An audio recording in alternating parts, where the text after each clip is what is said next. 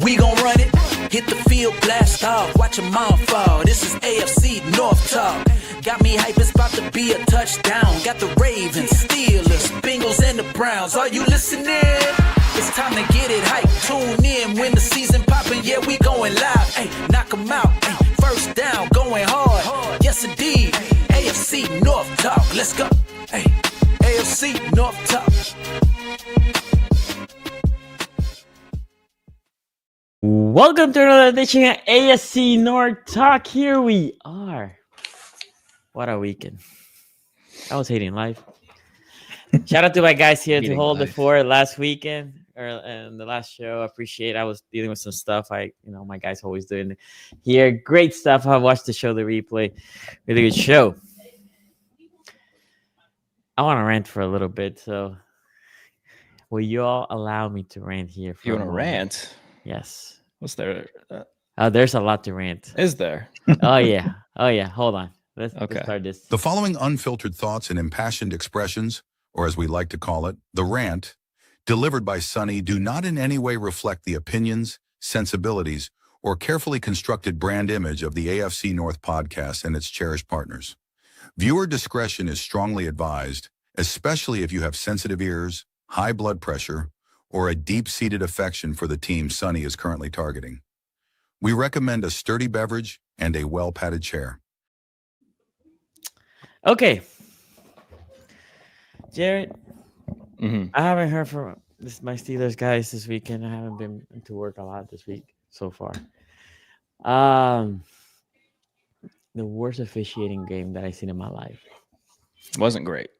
And then, sadly enough, we were on the short stick of every single play because usually these things balance each other. People love to talk about the Isaiah likely play has been all over. And look, when it happened, I saw he didn't take the third step. I was like, I'm going to get called back. Then I thought about it a little bit more. And I'm like, what does the rule says? 2 steps and a football move with the third step could be the football move, whatever. I would argue extending your arms is a football move, right? That's the biggest issue is what is a football move? Nobody knows what the hell that is. This is crazy, right? But, Ace, and I'm going to start with this one, which for me is the least egregious of the 3 plays that I'm going to talk. This one, that is the one that everybody's talking about, the least. But I would consider stretching my arms a football move. That's just me. That's what I would think. You can call me biased or whatever. But okay, let's say that is a 50-50. You would think maybe. Let's say it's a gray area. What was the play on the field call? Touchdown? Was it called? I don't remember, honestly. It was called touchdown. Okay. And then it was reverted. So my point here will be, if it is a gray area, the rules for recalling the play or whatever you call them, reverting the play, has to be clear and obvious. I don't think it's clear and obvious at this point because the third step didn't take place. I agree with that. Right? But yeah, sure. Stretching your arms. And by the way, I hate how likely played that play. He for some reason he wanted to take giant steps. You're in the end zone. You land those 2 steps and that's it. And he's taking here long steps, long stride. I don't understand why. So I think likely played it horribly. But my point is, that should have been a football move, should have been a touchdown, move on, right? But again, of all the 3 plays that we're going to talk about right now, the least egregious. There's the one that the NFL already said we got it wrong, which was the one on the field goal. I can't remember like the official that called the penalty, but yeah, plowing over the long snapper. Do you hear what the official said, Jared? This guy needs to be fired, by the way. Do you heard his thought? Well, the penalty is... It's called a penalty whenever you hit the head and neck and plow, but he didn't touch Coons. Yeah, he didn't touch it. But do you hear what the official said after the game? They asked him. Oh no, I didn't watch the poll report or listen to it.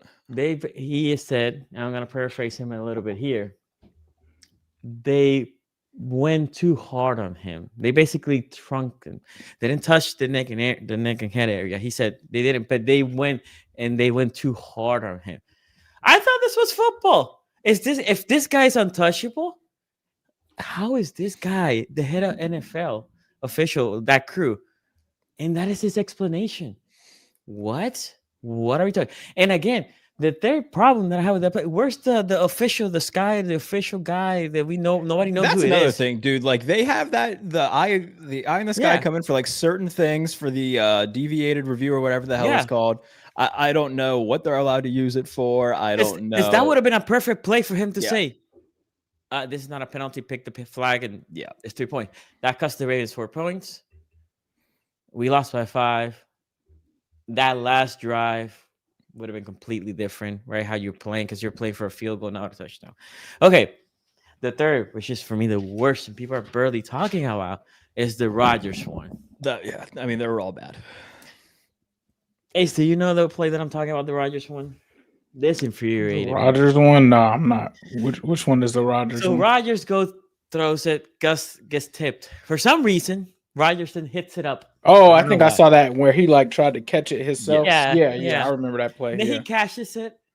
And as he goes, by the way, this is a catch. I likely think it's not a catch. According to this same guy, he goes down, he lands on his knee. Now, the problem is there's twofold. There's a two problem. Jared, do you remember what was it called on the field? As a turnover on the field.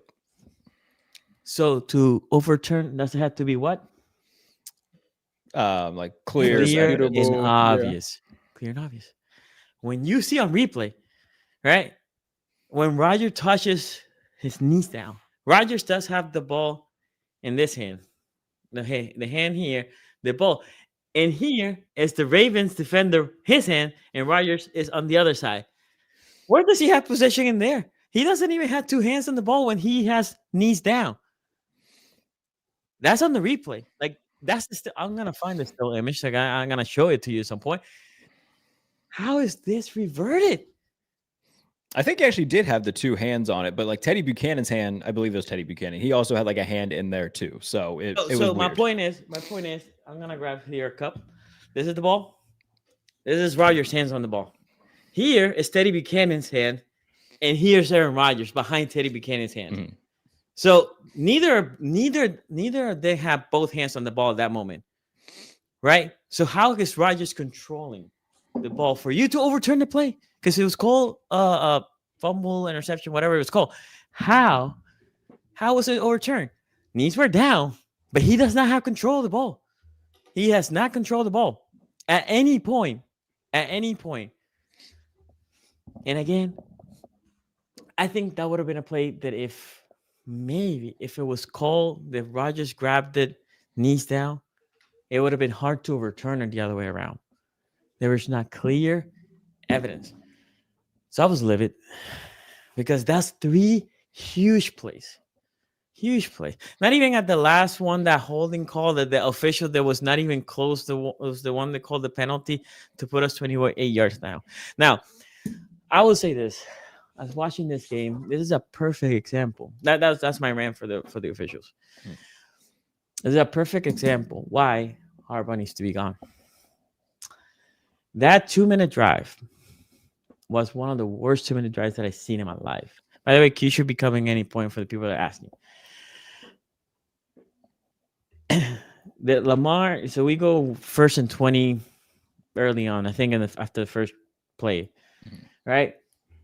And then we gain a little bit of yardage. Yeah, we burn out some seconds. That's on Lamar, by the way. Lamar also played it horribly, but there's a play where we burn 30 or 40 seconds. I think it was 30-something seconds. As we're trying to line up, because we're trying to flip the play, we have one timeout. Coach Harbaugh, what is the point to having that timeout? You burn so much time in that play. So much time. I get, and you're not a rookie, coach. Call the timeout. That play wasn't happening. Call the timeout. No need. Call the timeout. We burn clock. By the time that we then get to the Steelers 30, I don't know. We had 10 seconds. I don't know. 6 seconds. Whatever it wasn't much. I thought it was horribly, that 2-minute drive was horribly coached. Also by the quarterback. This is me trying to not give Lamar. Lamar could have called a timeout when he saw that everybody's being disjointed. But again, you as a coach, you're on the sideline. The players basically trying to make sure everybody's set. You're seeing the clock is moving. You see nobody's set up. Call the timeout. It was horrible. think overall the players, the team, Lamar first half was atrocious. I thought it was bad. It was similar to the previous weeks. Second half, he actually played better. He plays somewhat similar to what Lamar has played pre-injury. They did read option. I've been saying. Some people have been asking, what do you think is different on the offense? They don't do read options. They don't do read options. There's no threat on Lamar keeping the ball and running. So now every single play, they crash on my guy King Henry, right? So he cannot move. People are just behind the line of scrimmage. Oh, another reason why Harbaugh needs to get fired. I sent y'all one play of Fahalele. Hilarious. Jared, I know you were watching this game. Attention. So many times the right guard, Fahalele, whiffing. And once he whiffs, he doesn't even attempt. He looks like, who am I supposed to block now? So he then starts. Falele and Andrew Voorhees have rough games. Yeah, they did. But Falele was worse. Falele. Supposedly Lamar chew him up and on the sideline, which I had never heard that, but he should have been chewing him. Again, another reason why Harbaugh needs to get fired. This is your call. That this guy's still in the field. There's no need for Falele to be in the field. If you don't have anybody on the bench that is better than Falele, every single player, guard / center that is in the bench right now for the Baltimore Ravens, you can cut them. There's no need to have them on the roster. What's the point? If they cannot beat this guy that is here blocking air, what is he doing here? I have joined right in time for the weekly Sunny Falele rant. By the way, Falele is the first player that I can think of that when the team was announcing, the team announces the start of the offensive, Daniel Falele, boo, stadium, whole fucking stadium. That's not great because obviously you need him to be confident since they're not gonna bench him. And the reporters were gonna ask them question, and there's a rule that you cannot, unless the player says okay, you cannot interview a player that's not dressed. So Falele, there's a bunch of reporters that are ready to interview him, and he looks at them and say, "Yo." And then he was shirtless. He grabbed his shirt, put it on his shoulder, and kept walking. So he didn't have to answer questions. It's just bad. Sounds about right.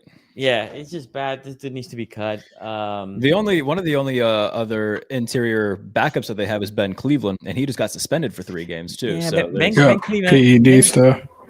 Yeah, Ben Cleveland wasn't a factor. They drafted the guy Emory Jones, and they rotated him. Yeah. But Harbaugh said he's a left guard, not a right guard.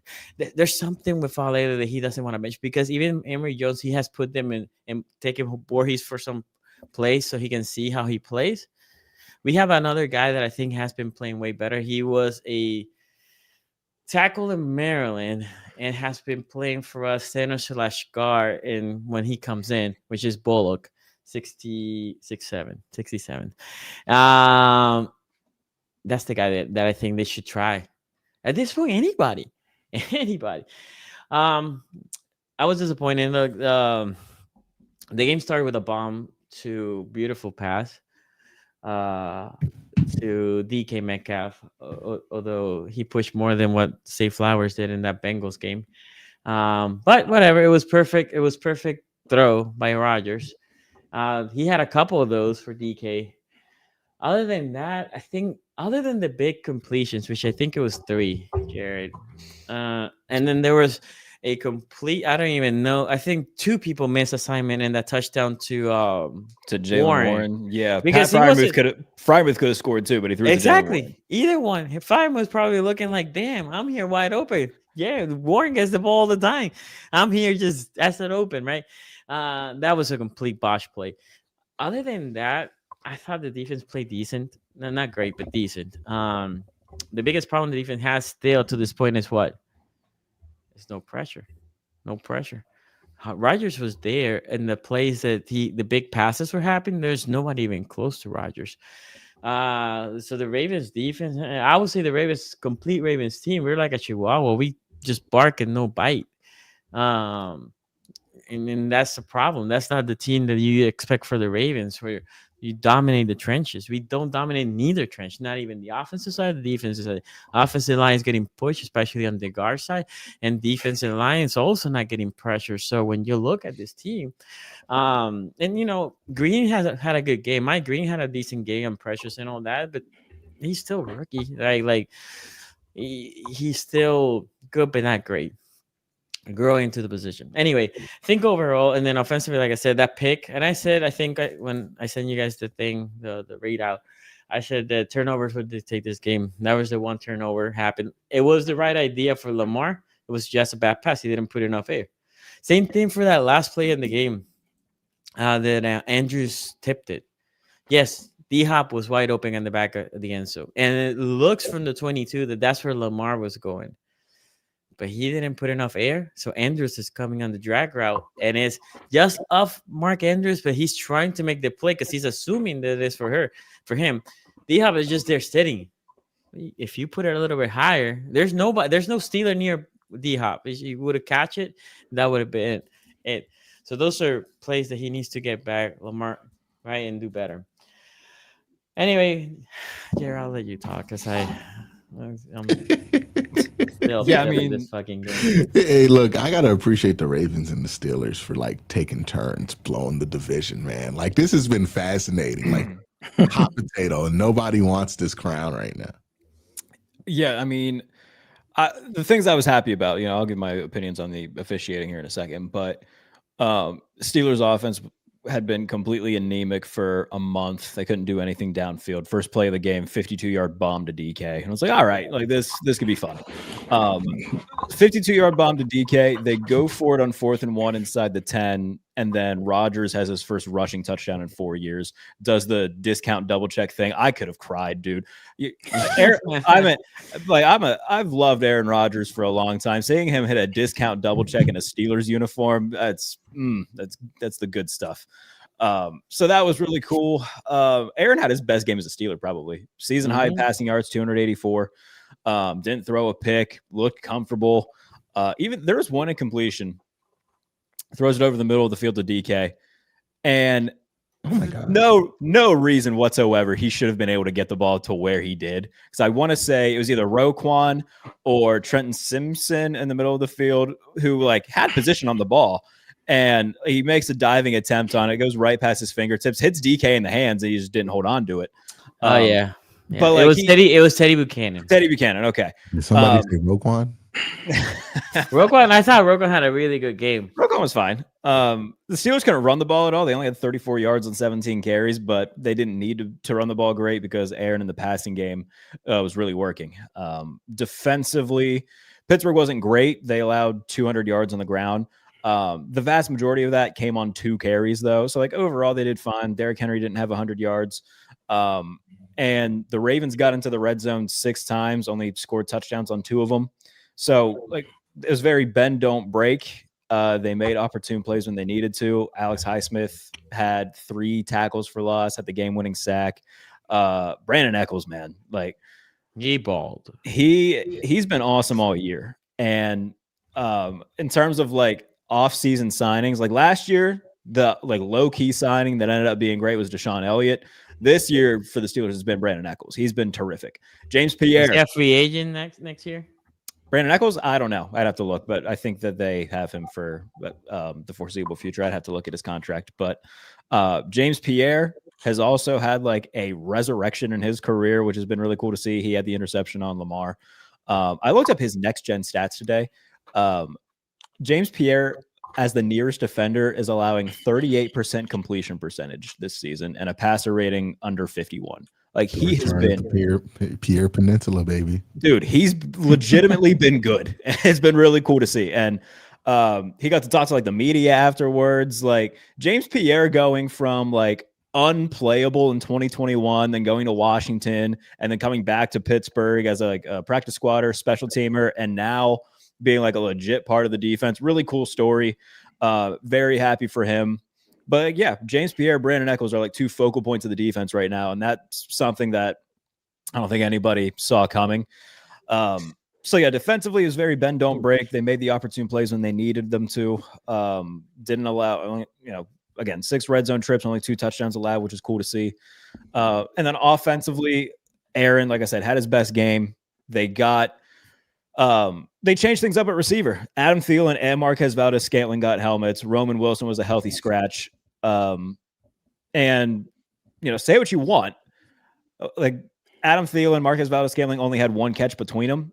But I think Baltimore at least had to say, all right, well, we got to at least know where Adam Thielen is. And, we can't just completely just too high DK Metcalf all game. So that led to a lot of opportunities downfield. And it was, clear from the jump that they were going to be aggressive, which is good to see. The officiating, it wasn't a well officiated game at all. I didn't think that the penalty on the field goal was a penalty. It wasn't any contact to Christian Kuntz's head or neck. Like I said, the NFL has come out and said that was a wrong call. That one they did admit. So didn't love that call. As a Steelers fan, obviously I'm not complaining, but I don't think it was a good call. The likely touchdown, thought it was a touchdown. Because if he caught it in the field of play, it would have been ruled probably a fumble because he caught it, took 2 steps, and then it was knocked out of his hand. So the NFL just has to figure out what the hell they think a catch is, which is a problem that they've had for God only knows how long. So officiating, it's unfortunate because we should be talking about, the game as a whole rather than blown calls. The Rodgers interception thing, it looked like a turnover to me. I can understand Ty going to the offense or whatever, but it looked like a turnover to me in real time. I was surprised that all of those went in favor of Pittsburgh. And in terms of, I'm never one who says that officiating, had an effect on the outcome because, they had 4 other red zone trips the Ravens did that they could have scored touchdowns on and not settle for field goals. So I'm not going to be someone who says, oh, it's the ref's fault they lost. There's certain plays that obviously factored into getting fewer points. But I think that offensively, Baltimore, it just hasn't been good. Lamar hasn't been great. He hasn't thrown a touchdown now in 4 weeks. And it's clear that the mobility is very much he's just not 100%. And there was a play, I don't remember when, but he had an opening right up the middle and he began to take off. And as soon as a Steeler got close to him, he slid for a gain of 5. And like any other time, we know Lamar's going to, make a move, try to make a guy miss and get something extra out of it. But as soon as he sensed pressure, he went down. So I think it's pretty obvious that he's not 100%. He can't move at 100%, which is impacting what they do offensively because a lot of what they do offensively is, based off of Lamar being a run threat. And so the Steelers were able to kind of pin their ears back on runs and get to Henry, who, again, didn't have 100 yards. I think he averaged less than 4 yards a carry. It wasn't a great game for Derrick Henry. Keaton Mitchell's the one who had that long run that set up I think it was the Lamar touchdown run. Largely, I thought it was a fine game. The one thing I don't get is there's that portion of Steelers Twitter right now. There it is. There we go. Yeah, I don't know how you see the hand. You see the Rodgers hand is not even on the ball. This one is. Yeah, I don't know how you overturn it. And it was called. And then they said because the knees are down here. Sorry, you can't see it because I'm online there. The knees are down, but that hand, the bottom hand, is not on the ball. It's on Buchanan's hand. And after that, the ball gets ripped. I don't wanna go copyright. And this is late in the 4th and would have been a first and from the 23 for the Ravens. I don't know. What was the score of the game at this point? What's the score of the game at this I'll tell point? you right now. I'll tell you right now. Hold on. Okay. Yeah, I'll let Sonny get through this and then I'll kind of make my last point here. No, go ahead. I'll look for this. It was 27-22. Okay. And that would have been Ravens ball from the 35 with 7 minutes to go on the 4th quarter. Gotcha. Yeah, it's a game changer. Yeah. Go ahead. The thing that I don't get is this portion of Steelers Twitter and Steelers fans who immediately were oh, Tomlin haters are in shambles. It's have you watched the Steelers for the past 5 years? They've been in this exact spot a million times. They were in this spot in 2023. And Mason Rudolph had 3 really good games, snuck him into the playoffs, and then they got the bejesus beat out of them by Josh Allen. They were left for dead in 2021, won a bunch of games late, snuck into the playoffs. Patrick Mahomes and Tyreek Hill laid an egg on them. Like, this isn't, I don't get the thought process of, he won a game in Baltimore, which the Steelers usually beat the Ravens. I expected them to win this game. I don't get the whole, all the conversations about Tomlin, they go away just like that. Like, no, they don't. You're in a coach fired war though, Jared, which means every win is going to be a justification to keep him, and every loss is going to be why you need to fire him tomorrow. Is that what he did to the camera? He always does that to a camera after a big win. And I've said this a million times. I don't have anything against Mike. He seems like a swell guy, but like, it's just, as the coach of my favorite team, I'm ready for something new. He does. Guy. Although I will say this, and maybe I'm reading too far into it, but like during his press conference today, he just seemed like something's up. Like, he just sounded very somber. I hope he's okay. Like, he just did not seem like himself during his presser today. So I hope he's all right. And I hope that there's like nothing going on. He just didn't really sound like himself. So that's the other side of the Steelers stuff, right? Is of course, like, a win in Baltimore is always great. But then it leads to this, other side of the coin conversation where it's like, all right, do they keep Mike? Do they get rid of Mike? Do they trade Mike? I still think that if an opportunity arises where they can, if Mike okays a trade to the Giants or the Titans, then you do it. And then you bring in somebody else with, more progressive ideas, preferably a offensive minded head coach. But if it ends up being like Jesse Minter, I'm not going to complain as long as he gets a good offensive staff around him. But I'm enjoying the win. How about Zach Taylor? You want to do a swap? Nice little individual swap. Zach Taylor? I'd sign up for another decade of Mike Tomlin before I took Zach Taylor. That's all right. Zach, I'm good there. Zach Taylor's like, look, I'm going to get Brian Callahan, and we're going to get this thing. Yeah, that's quite all right. That's quite all right. Unless I couldn't imagine the Steelers taking like the Bengals scraps. No, Terrell Austin. Yeah, they already did. But wasn't he like a Steeler guy though before that? No, he was a Lions guy before that. He was a Lions guy, then he was a Bengals guy. I was like, and I told them as soon as they did that, I said, that is the wrong guy to hire. He is not a good defensive coordinator. They got too much pride to fire Tomlin and then bring in Zach Taylor to replace him. Right? That would be an abhorrently bad move. So that won't happen. And look, like I said, they'd rather hire John Gruden. That's okay too. I will tell you though, Q, there's like a portion of the fan base who would love that, and it's the dumbest fucking thing I've ever heard in my life. Like, there's always a portion of your fan base that would want to fire your coach and hire John Gruden, no matter what fan base you are. John Gruden. Fans. They're like, about we should fire Andy Reid and bring in John McCarthy. Little Mike McCarthy action. I'll tell you this: I would take Mike McCarthy. I like Mike. I would take Mike McCarthy. Did some good stuff in Dallas. Mike Tomlin, like he's like the same reputation Mike has for defense, Mike has for offense. You know what I mean? Hey, 3 straight 12-win seasons in Dallas. I'll sign up for a 12-win season and hopefully some deep playoff runs. That would be nice. It is concerning that Dallas's offense got significantly better once he left, but very. George Pickens. I mean, they also got George. Yeah, they also got George, and like it's not like the offense was bad whenever Dak was healthy and everything was going there. So I think Mike's a solid. I don't think he's an elite coach, but I would take Mike McCarthy and see what happens. He's like the Matt Campbell of coaching hires. It's like, okay, yeah, we'll see. We'll see. He's a professional. And in his intro press conference, he'll talk about being from Pittsburgh and he'll name all the landmarks. He'll do a lot of fan service, which is fine. I like being fan service. Plays in Penn though, isn't that like a rival? What's that? Isn't Penn State and Pittsburgh a rival though? What's that have to do with anything? Well, you're talking about Matt Campbell. No. I'm talking about like if Mike McCarthy got hired because he's from Pittsburgh.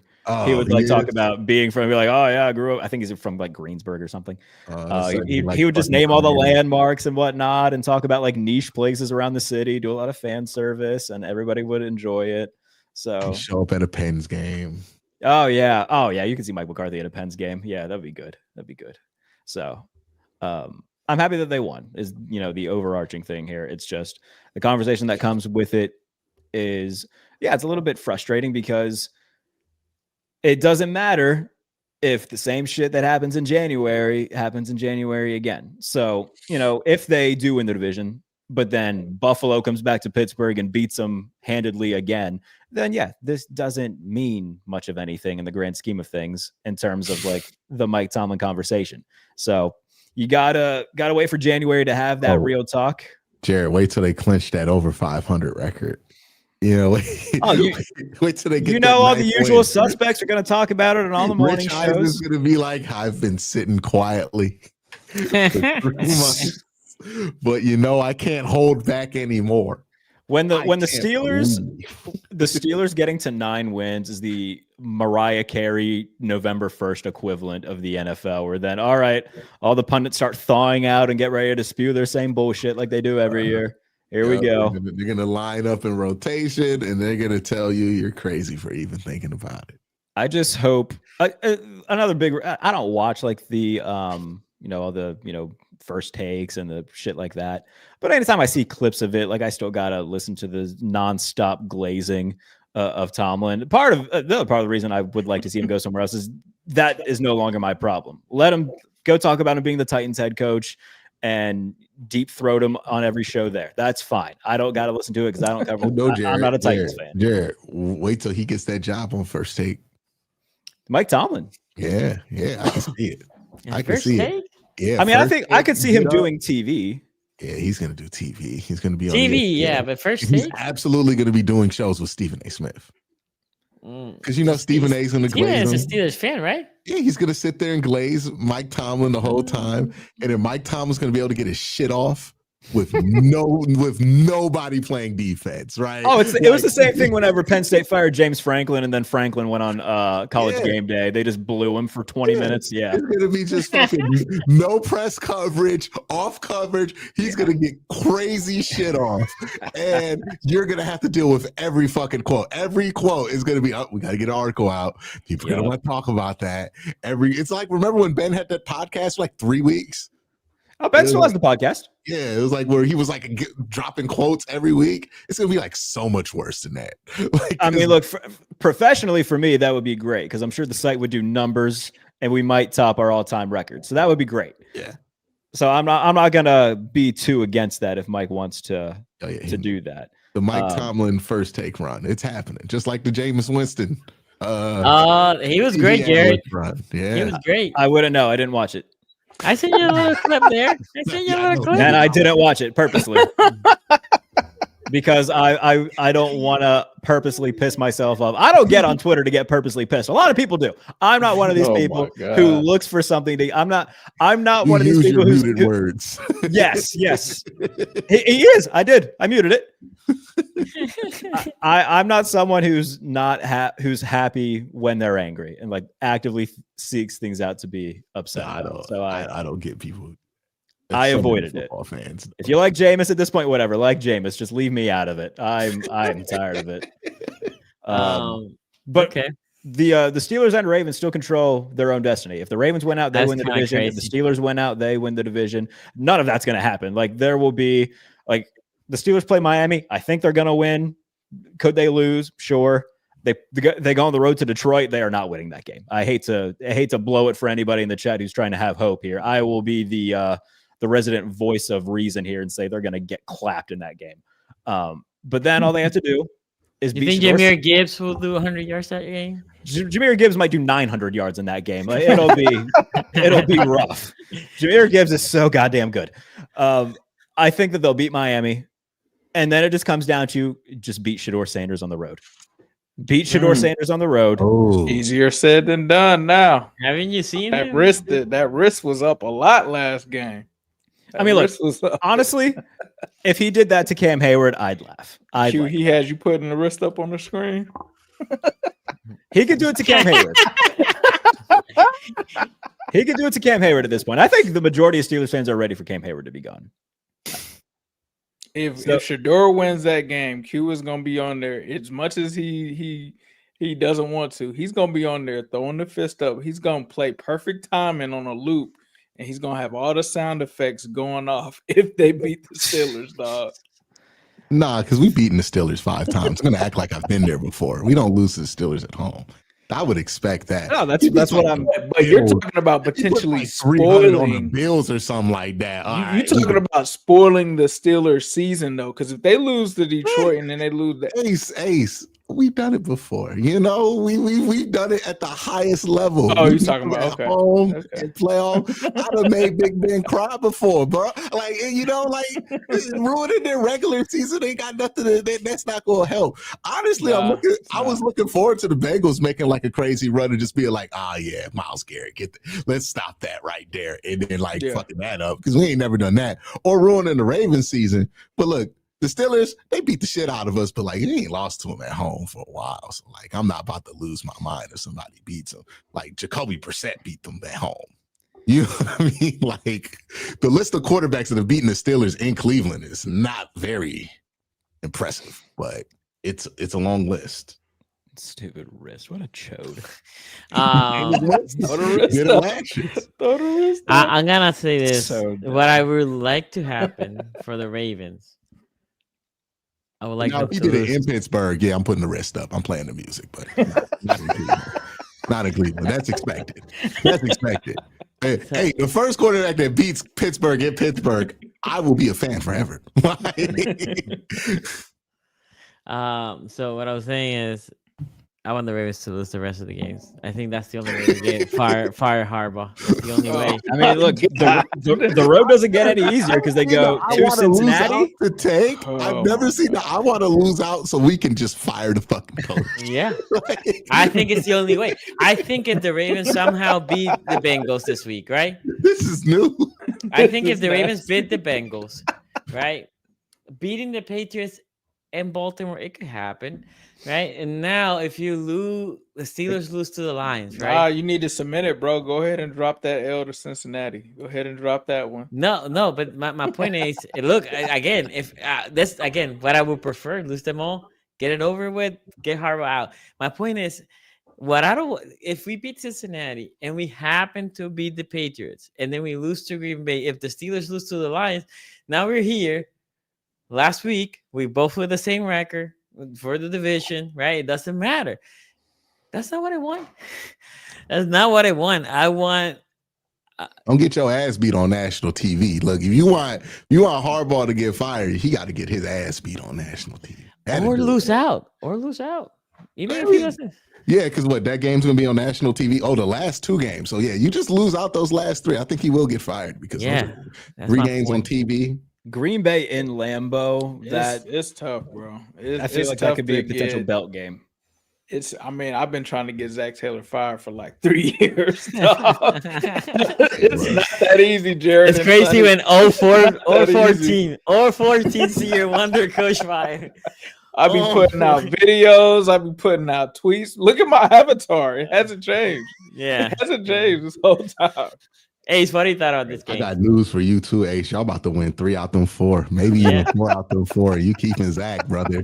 Like, oh my god, news for you. That's why, if you notice, I've just backed up off of. I just can see it already. The narratives are writing themselves. I had something for y'all to laugh here real quick. God.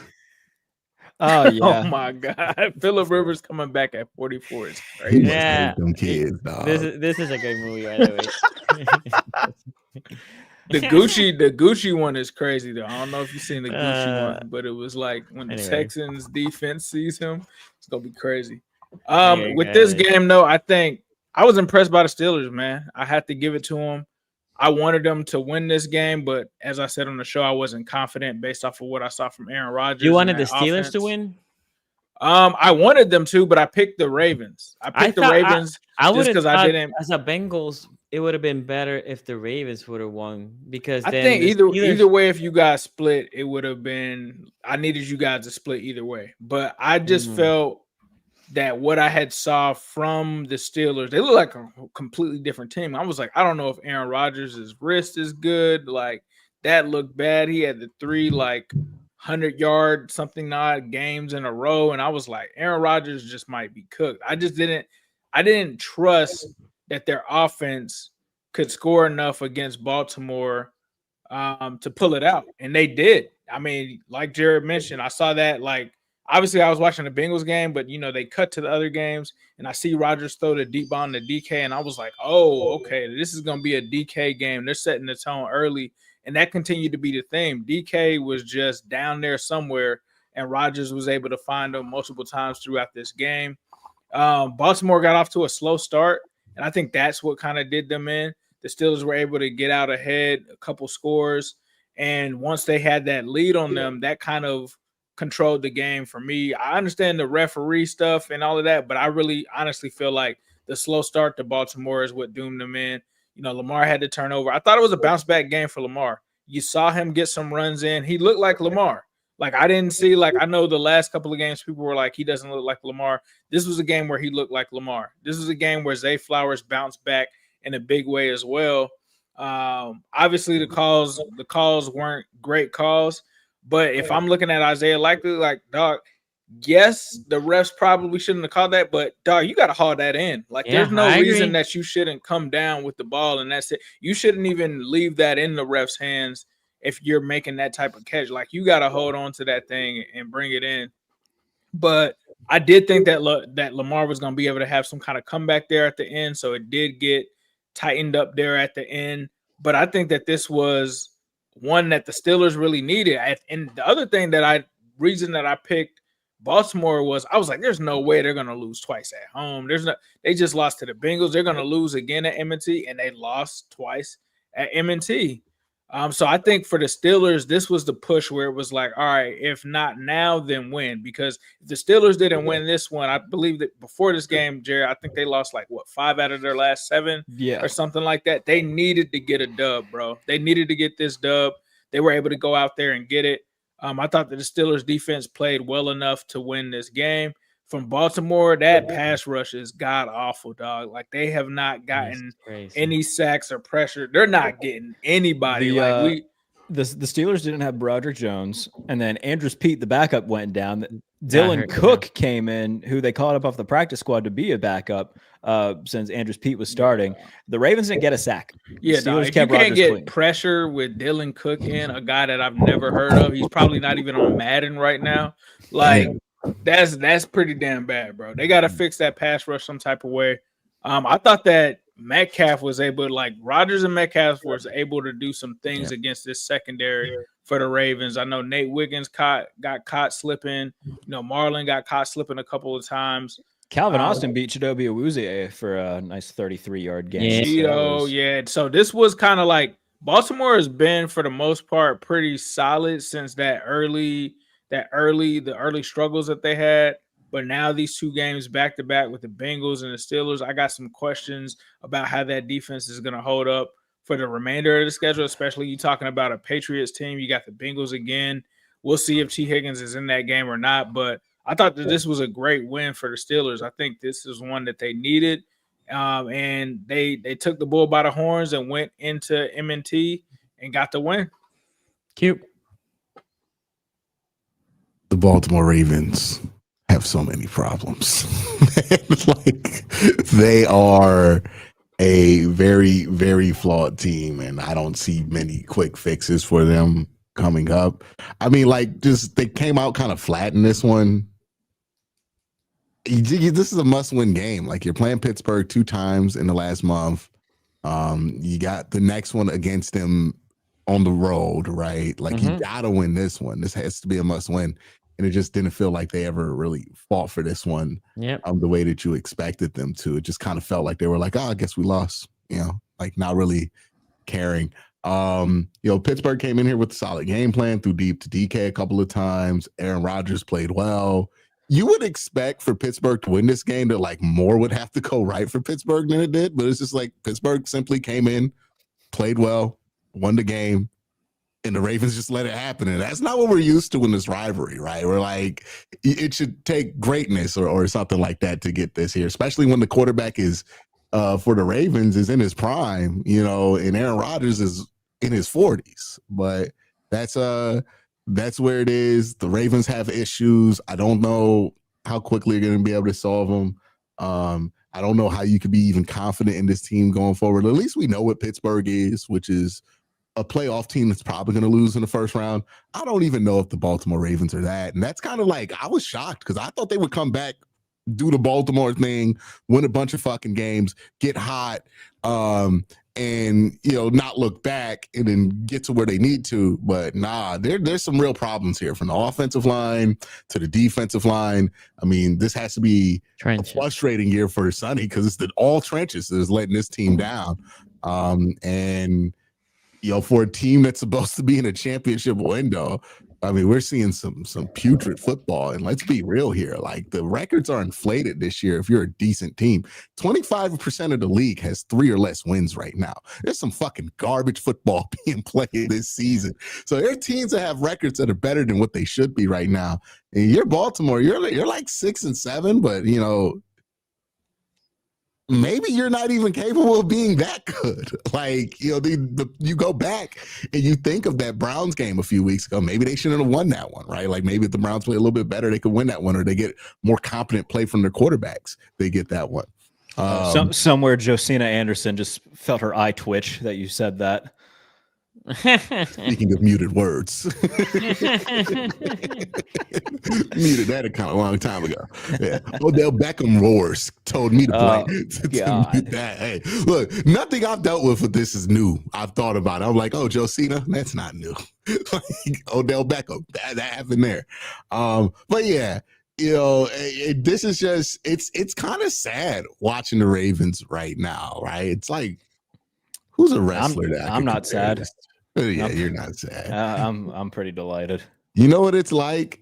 It's like when they bring back a legend to wrestle from your childhood, and it's you're when Roddy Piper came back in like the mid 2000s. It's like they bring out the Big Show in AEW, and you're like, oh, he has no knees anymore. It's kind of sad. I don't like watching this. Right? Yeah. Like, it's kind of what it's like to watch the Ravens. This is Undertaker Goldberg in Saudi Arabia. Yeah, this is bald-headed Shawn Michaels. Like, yeah, it's not good. Yeah, I'm like, I don't know if I want to like bald-headed Triple H. Like, all right, y'all, like it just don't feel right. Like, someone said Sting. Sting's retirement tour was awesome. No, Sting was awesome at the end. Sting in WWE was not awesome. No, WWE Sting stunk, unfortunately, and then he got hurt. But I thought the AEW run was really well done. I thought. Yeah, I mean, that was WWE's fault too. It wasn't good. He was fine doing what he did. Booking was terrible. But this is not a wrestling podcast, even though me and Jared try to make it every week. Yeah. But you guys need to start a wrestling podcast. Yeah. Maybe. Road guys like, yeah, Eddie Guerrero was great. That's all it's gonna be. We're just gonna name people and be like, Latino, oh, yeah, he was cool. Latino Heat. You guys can bring me on for the Attitude Era. I know all of that stuff. Like, who should have got more run? Chris Canyon. But or my SA Rios takes aside, it's just this is not the Baltimore Ravens anymore. And it's kind of shocking. Like, Lamar's healthy, they should be better than what they are, but they look like a shell of themselves right now, and I don't think they're going to recover. I will be very pissed. They look like an exhausted team. Yeah. They look definitely. like a team that is exhausted. That's what they look like. They don't have it anymore to get up to play the Steelers to make the playoffs, because they're thinking in the back of their head, what are you going to do? Make the playoffs and fucking lose again? Everybody going to talk about us? My point exactly. Might as well lose the rest of the year. Yeah, it's like they don't have it anymore. They don't have the fire. They don't believe in it anymore. It's at that point. Like, they don't believe it. I would be very pissed though if the Ravens fire Harbaugh, but Tomlin sticks around. I'll be like, fuck. See, that would won be the battle but lost the war. Yeah, consolation prize. Yeah, this is your chance, Jared. This is your chance, but now you're gonna get rich eyes and be like, see, God almighty, we gotta just not be so reactionary here.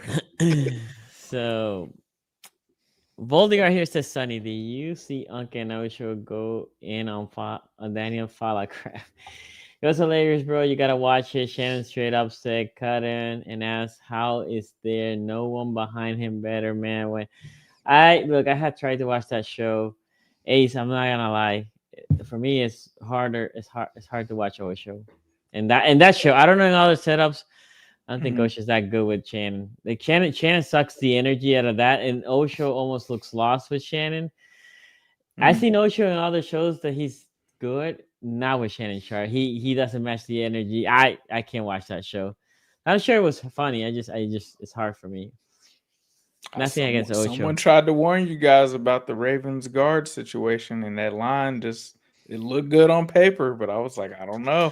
I thought, Ace, I thought when we drafted Emory Jones, I thought that Fahalili was not gonna start this year.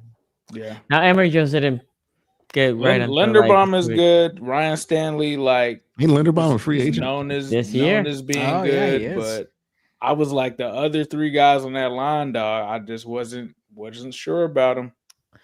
So Nightmare Kilo says the thing Harbaugh does, would that fly with any other team? The coach malpractice he does. I The think Pittsburgh Steelers. but problem is here, Jared, is that 2-minute drive. You saw Oh, it. That was Lord. atrocious. And when you're talking about a guy that is in his 15 years, that shit shouldn't happen, right? She should be composed. He's talking about a guy that is in his second and third year. That happens. People will be questioning it. And you're like, well, he's still trying to learn. But in the 15 years, you had a timeout. Like, if you didn't have a timeout and that shit happens, it's not much the coach can do. Then it's more on the quarterback. But you see the quarterback, which I also blame, trying to flip the play and all this. As your coach, you're like, you're burning. You know this. As soon as you saw Lamar trying to move people from one side to the other, you should have been timeout. Because that's going to eat at least 10 to 15 more seconds. Timeout. Anyway, Voldigar here says, oh, yeah, 77, you big, fake. He's telling Falele to go join the bloodline. Yeah. Oh, my God. Him and DJ Yolungale from Clemson. He got beat by a corner. I did see that. Hey, but if you have a reputation for being a pretty shitty like offensive lineman, like, are you going to be able to parlay that into a wrestling career because like people know too much about you? I don't know. Maybe Like, you could be a bad football player, but like a well-known bad football player, like you buying Jed Wills as a monster. Like, I don't know. Bobby Hart. Yeah, it's like I've seen what people do to you. you just got to be a guy who like shows up in like a few camps for a couple years and then You at the bottom of the roster. You could become Bill Goldberg because nobody has any memories of you. But like, if you're like who's somebody who's like, if you're what's his name that got thrown by Derrick Henry, not Josh Norman. Josh Norman. Like, I'm not buying Josh Norman. That's funny. And Ben Riley Spider 1962 says, can y'all explain why our division is bad at the draft and general offseason decision? I think 3 out of the 4 teams represented here are actually pretty solid at drafting. Yeah, sorry, Ace. Yeah, I was gonna say it's definitely not us. Yeah, I think that's the team that's probably like they have more reasons to be bad this year than the other ones. Like the Steelers and the Ravens, the Steelers are just who they are. The Ravens look exhausted. The Browns look exhausted, and they're not that good. So it's like, yeah. I will argue this. The Ravens went to this draft, and although I think Malachi Stark has been fine, you all know I wanted a pass rush. We got him in Mike Green in the second round, right? The guy that I really wanted, every time I see Dallas, I see him balling out. I don't know what his stats are, which is the guy from Boston College. Ezaraku? Yeah, right. That is the guy that I wanted. And why would not pick it? Like I wanted them to pick Ezaraku. And if we wanted a safety, I wanted them to get Xavier Watt for Notre Dame. Notre Dame, yeah. Yeah, I'm like, pair him back with Kyle there and, vibe, right? A safety was at a need, not as much as a pass rushing, right? You need a trenches guy. And obviously, when you lost Matabika in week 2, that doesn't help. But still, you can't tell me you're 1 man deep. You lose Matabika, you're like, we can't do shit now. No, I can't be like that. So, like I said, I'm going to repeat this in every episode. Nobody under 275. I'm not even scouting. Don't even send me a receiver, guys, to like, oh, can you watch it? No, I don't care. 275. D linemen, outside rushers, or O linemen. Darnell Washington. 6'7" round, you can have a receiver. I don't care. Anyway, Amari Rafusu, thank you for becoming a member. Appreciate that. And then we have Rex Fortune here says, Who on your team would you least want to fight? Marius Mims. Darnell Marius Washington. Mims for sure. Marius. I don't Mims want is to. I don't crazy. want to fight none of We're these under- guys. I think we're underrating the little guys here, right? Because like the big guys might take mercy on you. Somebody Yeah. who's in the league at 5'10", oh no, they've been waiting for this moment. Yeah. You know what I mean?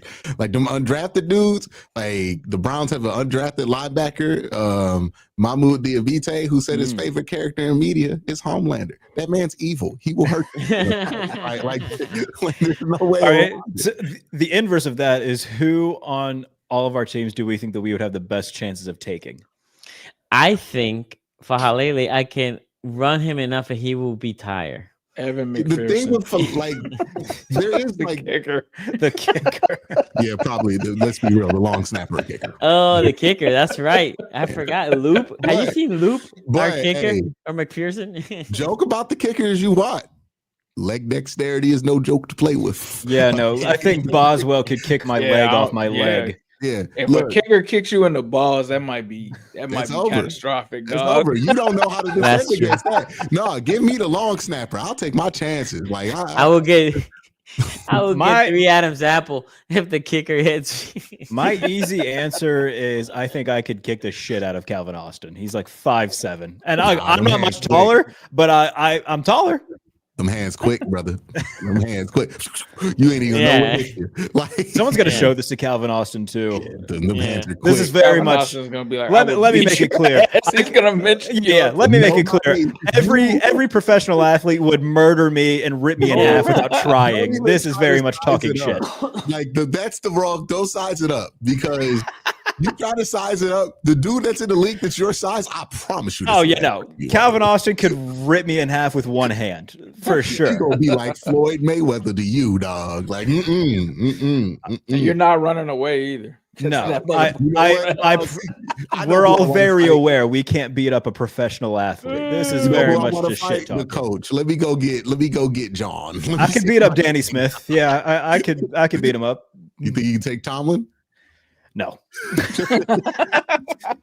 I think if you did like a Royal Rumble of NFL head coaches, I think Tomlin's like sneakily getting into like the final 5. Yeah, I think Tom. Is it just head coaches? It's what Dan Campbell, Yeah, just head coaches. The Dan New Campbell, England Vrabel. Vrabel. Rabel. You could probably beat. You could No, probably you whoop want up people on to Andy get Reid. Vrabel out of You there. could probably whoop up on Andy Reid because he's gonna be out of breath. Yeah. I think D'Amico makes it to the final 4. Oh yeah, D'Amico for sure. Yeah. What about Mike McDaniel? You think I was he's gonna trying nerf Mike boy McDaniel's hell. getting his ass whipped. He's getting First- whooped, bro. he gets picked up by Kane? Oh yeah. I don't know, dog. He might be off that. He might be off some Daniel. He might. He Hey might man, he surprise might you. know how to do jiu-jitsu, right? I don't know. I don't know. Okay. We also have here.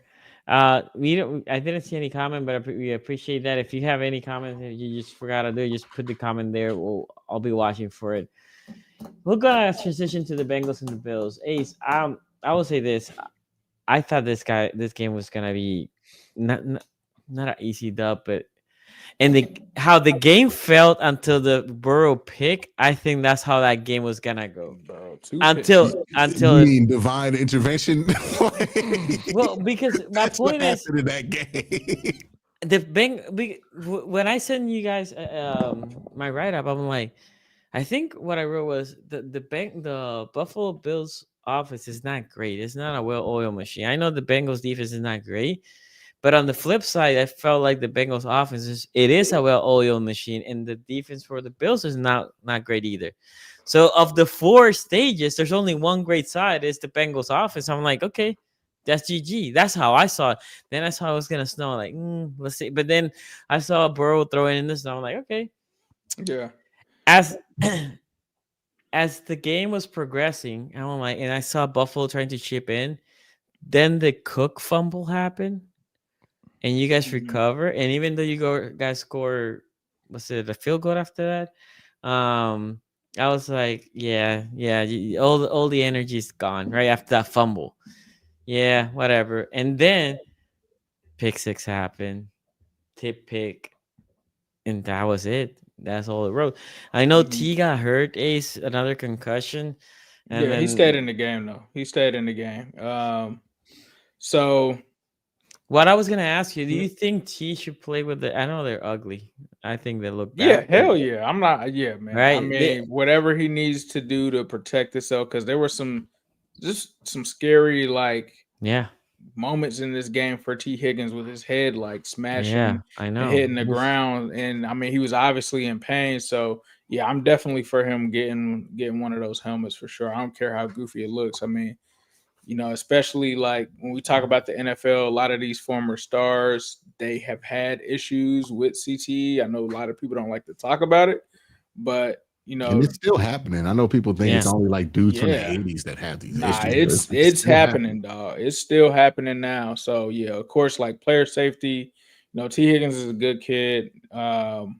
Yeah, protect yourself at all times for sure. But I think with this game, man, the Bengals choked this game away, and I got killed for it on Twitter. I got killed for it for saying it on the show, but I'm still going to stand by it. And everybody wants to blame this game on the defense, right? And I'm like, I'm just not seeing that. In this game, early on, the defense stepped up when it needed to. And like the thing that people have to understand is this is Josh Allen. This is not like some random quarterback that we're going against, and it's like, some guy just tearing you. Like, this is Josh Allen putting on a It's not superhero like cape. Bo Nix or It's not Bo Yeah. Nix. It's not like some dude that's just a guy. This is Marcus not Mariota or something this like is not that. Andy Yeah. Dalton, dog. Like, this is Josh Allen. So Shit when gonna happen. when you force him into a fourth down and he just makes the play, it's Josh Allen. It's just a great quarterback making a play. Like, I don't know what else, a lot of people expected from this defense going into the game, but I thought that they did enough to put themselves in position to win the game. Like, when you look at it from that standpoint, and I know a lot of people, oh, you got to get them off the field on fourth down. They're at home, dog. They're in the snow. Like, they were saying that the whole time during the broadcast. They were like, in snow games, the offense has the advantage because they know where they want to go. The defense doesn't. So if they lose their footing or something like that, they're going to be at the disadvantage. Bengals defense was already at a disadvantage just based off of the weather from that standpoint anyway. Now, let's also look at I don't know why it's showing me this old one. But I was trying to pull up the box score because the box score actually shows. I have it here. Yeah. So read off the first, second, and third quarter for the Buffalo Bills scoring wise. The first quarter field goal for Bill, just for the Bills. Just for the Bills. So field goal for the first quarter. Held them to 3 in the first quarter. All right. Second quarter, there was a touchdown by Allen and a 2-point conversion. Okay, so they scored 9 in the second quarter. 9 in the second quarter. Okay, so in the second quarter. Eight. So they have 8 in the second quarter. Okay. And then in the third quarter, they had a touchdown. They just had a touchdown. So it was like 21 fourth quarter points. When we look at those 4 quarter points, and this is why I go back to this loss is on Joe Burrow. The pick 6, that's 7 points there that goes back automatic, and he was up 3, dog. There's no you can't. He's on their 30-yard line on 1st and 10. You cannot make that play in that situation. They had a 77% chance probability of winning that game at that moment, and when he threw that pick 6, it went down to 16%, dog. Like, that happened. All right, cool. Next play, the tip pass happens. Where do they catch the pass at? In the Bengals fucking territory. What are you talking about? It's the Bengals defense that is the blame for this game. If they got it in the Bengals territory, it's not that hard for Josh Allen and company to score when you get the ball right in the red zone. We're not talking about we punted it and Josh Allen drove and all of that. And then Josh Allen also had the one where he ran for the 40-yard touchdown. Now, that's just Josh Allen being Josh Allen. I can't look at those plays and say, oh, yeah, dog, it's on the D. They're just looking at the total score and saying this Bengals defense gave up this many points.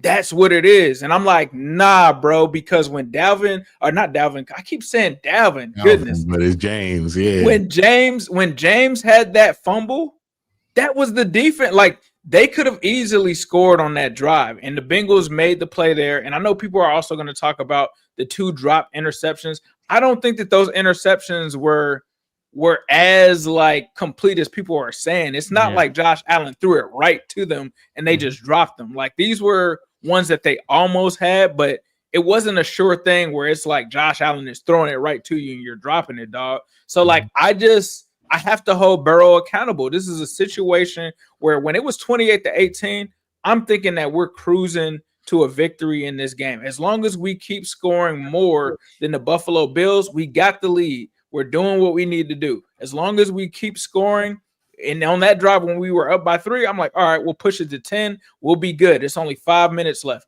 When that play happened, that changed the trajectory of the game. And I get it. Joe Burrow did play great in the game, but those were the plays that mattered. Like we're not talking about something that happened in the first half. We're not talking about something. This happened in the last 5 minutes of the game. And here's the other thing, because I keep talking about the 2 interceptions, and I can't believe I forgot the other one. When they get a touchdown and they try to go for 2, Joe Burrow fumbles the 2-point conversion.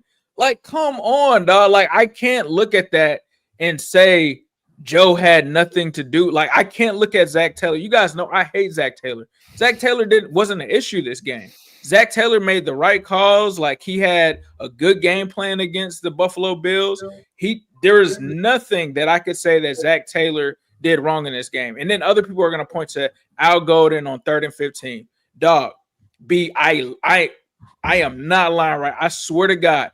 As soon as the Bengals scored that touchdown, like, should we kick it or I was like onside that shit. I'm not trusting my defense against Josh Allen.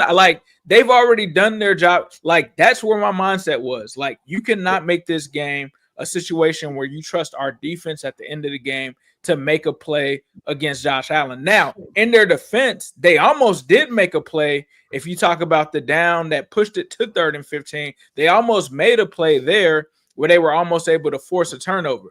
But everybody's also talking about Al Golden and why he didn't have a quarterback spy on Josh Allen on 3rd and 15. I get it. I really need to see the all 22 on this for sure, because I haven't looked at that yet.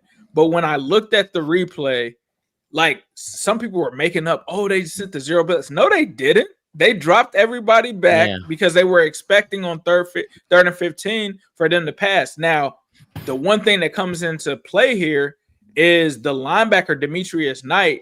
He's looking at Josh Allen like he's supposed to be a spy, but he sees the running back leak out into the flat and kind of goes out with the running back, and then Josh Allen just has this seam here. I'm going to be honest with you, dog. If this was 3rd and 5, if this was 3rd and 8, then yeah, I'm probably thinking, yeah, maybe Josh Allen has a chance to run for a first down. But I don't think a defensive coordinator is thinking on 3rd and 15, Josh Allen is about to run for the first down. Yeah. And I think that there was a lot of Monday morning quarterbacking from Bengals fans looking like, well, why didn't he have a Q? Like, dog, it's 3rd and 15. So if it was 3rd and 20, are you going to have a QB spy on Josh Allen thinking that he's going to run for 21 yards? No, you're not in zone too, right? Like, you're in a like you're doing what you needed to do on that play, which is drop back, cover the pass, keep them from getting the first down. But guess what? It's Josh Allen. So he just made that play, and you got to chalk it up to this just Josh Allen, dog. Like, when it's Pat Mahomes, when it's Joe Burrow, and these guys make these plays, and Lamar Jackson, they make these plays in those moments, that's what separates them from other people. So you can't put that on the defense. We don't have this crazy, amazing defense where they're just going to be able to stop people. So in my opinion, dog, the Bengals choke this away. And in my opinion, it falls on Burrow. Like, I'm not like, if that was Joe Flacco and the way that pick was thrown, dog, that looked like some Jay Browning shot shit. Put. It was like he shot putted it. And the thing that made it worse is, at least this is what the broadcast was saying. They were like, that was supposed to be a run play, but Burrow changed it at the last second and decided to do that. And so you can't put that on Zach Taylor, dog. If Zach Taylor called a run play and Joe Burrow changes the play and it turns into a disaster, it's on Joe Burrow, dog. Like, I'm not, obviously, you guys know how hard I go for Burrow on this show and all of that. Me just keeping it a buck about him losing us this game, it is what it is, dog. Josh Allen didn't make the mistakes that I thought that he would make. If it was Josh Allen in reverse, we would all be here as Bengals fans saying Josh Allen gave us the game. Josh Allen gave us the game, dog. He gave us one, dog. Like, there's no way that you could take anything away, I think, from the Bills. Now, I don't want to say that the Bills didn't win it, because that was a hell of a play that they made. They did they had some great plays that they made on defense. They did a great job on Jamar Chase. T. Higgins went crazy in this game, but Josh Allen didn't turn the ball over. And going into this game, when I talked to Bills fans, their whole thing was, hey, we got to run the ball, and that's how we're going to beat the Bengals. I'm like, yeah, you can run the ball, but Josh Allen is going to have to make plays. I kept telling them, I'm like, Josh Allen is going to have to match Burrow in this game in order for the Buffalo Bills to come out with a win, and that's what Josh Allen did. He stepped up. He matched Burrow. It was a great match between those two guys, but unfortunately for the Bengals, it cost us the season.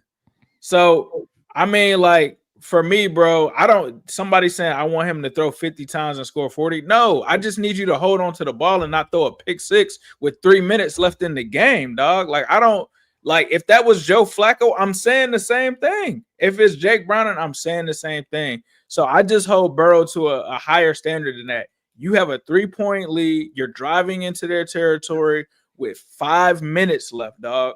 5 minutes left on the clock. You're on the road. You've got this advantage. Your offense has been hot. Your offense was cooking. There was no need to force it on first down, dog. Like, it just wasn't a need for them to do that. And so for me, like, it sucks, bro, because I would have rather have gotten blown out by the Bills than it be, oh, we had a lead and it just looked like for sure we're wrapping this up. We're back in it. And then here comes Josh Allen and these guys to just rip your heart out by making these plays at the end of the game for them to lose it. And then you just got to sit there and stew on it and think, like, what was Burrow thinking on that play? Like, what was the mind process behind that? Because I just, like, obviously you can't get mad at him on the tipped one or whatever. Like, it's nothing he can do from that standpoint. But the first one, I'm just looking at like, yeah, bro, like, what are we doing, Joe? So, the Bengals blew this one. Bills took advantage. They ended up coming out with the win. And so it's tough, bro. Like, now you got to hope that Pittsburgh loses 3 out of the last 4, which I don't think is likely. I can't see Mike Tomlin doing that. And then you got to hope. You have some hope against the Ravens, but really the Steelers are the biggest threat. And I think it's just hard for me to see them losing 3 out of the last 4. And I think Joe Burrow if the Steelers and Bengals both go 8-9, who's the tie going to? I don't know. I don't know. I think it would be 1-1. I think it would be us Whoever because of divisional record, conference record, right? It would be based off of the divisional record. So, and I think if you guys are 8-9, it would make your divisional record worse if you guys do lose those games. But I just don't see it happening, bro. I don't see the Steelers losing 3 out of the last 4. Oh yeah, because they're both 3-1 you're trying to right say now. something and you're on mute. Oh, I'm sorry. It all depends. If it what goes to that win conference goes to. record, it goes to Pittsburgh. So the tiebreakers go first is conference, right? No, Then- division. It's division. sorry, division, sorry. Division Yeah. take ahead. And then it's common opponents. And then Well, it's conference. It's division record. But in order, I and then- believe, for them. So if you guys lose another one, Jared, that would be losing to the Steelers, right? I mean, not the Steelers, the Ravens. They play Cleveland and Baltimore the last 2 Yeah. weeks. So in order for you guys to lose 3 out of the 4, you basically have to take another 2 divisional losses for that to happen. And I just don't see that happening, bro. I don't see it happening. I don't see them losing 3 out of the next 4. And so, yeah, it's a bad loss for Cincinnati, but that's just what it is. Like, if Joe Flacco could have just gotten one more win, or if they would have just played Burrow in the Patriots game, they're in this situation now. And now you're looking at 3 years, 3 seasons in a row where you haven't made the playoffs. So the only thing is, I want them to fire Zach Taylor, but now there's going to be the excuse of this team isn't anything without Burrow, and he was going at week 2. So what do you expect? So now you got to deal with that. And the offense put up points, and you can say Zach Taylor's offense is. That's what people are saying now. Do you really want to fire a coach that's getting 30 points again? Like, dog, I could call the plays for this damn team, and they would drop 30 points a game because you got T. Higgins, Jamar Chase, and Joe Burrow, dog. Like I don't. But who's that one coach? Is it Jason Brown who didn't know how to beat cover 4? That's correct. Yeah. He got in an argument meeting. And I watched that man like get to a junior college championship because he had better players than everybody else. It's like that matters, man. Exactly. Yeah, so I just checked. If the Steelers lose 3 out of 4, actually doesn't matter what is their win, and the Bengals sweep, then the Bengals make it as a 4 seed at 8 and 9. Yeah, but they're not gonna. The Steelers aren't losing 3 out of their next 4 because their schedule isn't even that bad. It's not that bad. It's not that yeah, bad. but the Steelers aren't that good. So I mean, like I don't think that they're gonna lose 3 or 4 either. But like I'm not gonna, write it in pen. Ain't that good? I can see them like losing to the Dolphins randomly, the Lions, and then like that Cleveland game. That's gonna be the one they're nervous about. Like, if they like have to lose 3 out of 4, it's like you could lose that Cleveland game. How annoying would that be? It'd be annoying, but not new. They lost it last year. Shador, let's get it. Throw the wrist up. Hey, if that happens, I'm throwing the wrist up. Q, I'm throwing the wrist up. So Miles gets sacked number 23. Like, it'd be tough. How many did Miles get this weekend? He just got one. Just one? Okay. Yeah, just got one. He's only at 20. Gotcha. Well, he's 3 away from the record, right? 3 or 4? 2.5. 2.5. Okay. 2.5 from tying, 3 from breaking it. 3 from breaking. Right. But at this point, he's not getting any half sacks. Like they have, the call has been put in. The sack he got in this game, I'm like, certainly that will be a half sack, right? No. Nobody's claiming it. Everybody know what the deal is. The call has been made. He's gonna get that sack. It's like whenever, like back in like 2007, 2006, like you go to it's like when Russ was going for that MVP and trying to get that triple-double average, and everybody was just letting him get the rebounds. That's a better shot. I was gonna say like when you see like Ray Lewis has like 160 tackles, they'd be like, "Who had that tackle? Give it to Ray." I'm like, all right. Jared, what was your thought in this game? Because I know that is your boy Josh Allen on the other side. Yeah, here's a stat for you real quick. So I'm about to turn this into the Josh Allen hour. Josh Allen is we lost Sonny. There he is. Josh Allen is 3-0 when his defense gives up 32 or more this season. The rest of the league is 6-61-2. That's so what you're telling me is a special football player there. So what you're telling me is that Buffalo's defense should be worse. I mean, Buffalo's defense isn't good. But if they're 3-0 when they give up 30 plus, then we need their defense to be worse so they can be undefeated.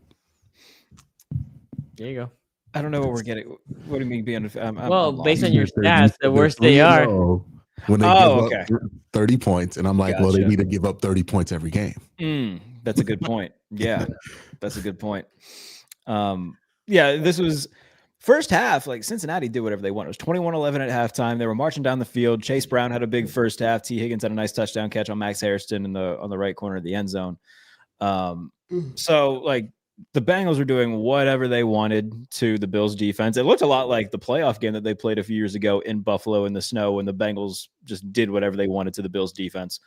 And then second half comes around and Josh just put the cape on for, the amount of plays that they needed him to. Had the long touchdown run. Watching that play back, and I can only imagine what was going through his head when he hits his back foot and he just sees no one. And it's like, all right, well, I guess I'll run. And nobody touches him, makes it a 1-score game. And then the Benford pick really just completely alters what the outcome was going to be. Christian Benford, by the way, the last 2 weeks, 2 touchdowns, 2 interceptions, and a scoop and score.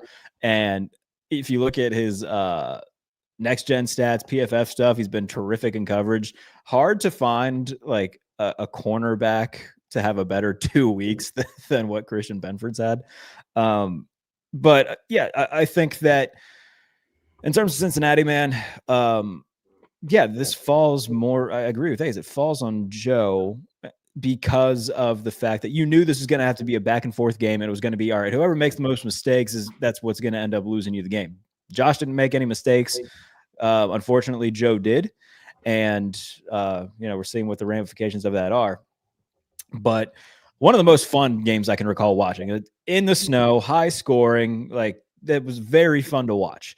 And obviously, I had rooting interest in it because, I need the Bengals to not be a threat as much as possible because that is a worry still that they're not mathematically eliminated. And of course, I want Josh to do awesome stuff, and Josh did awesome stuff.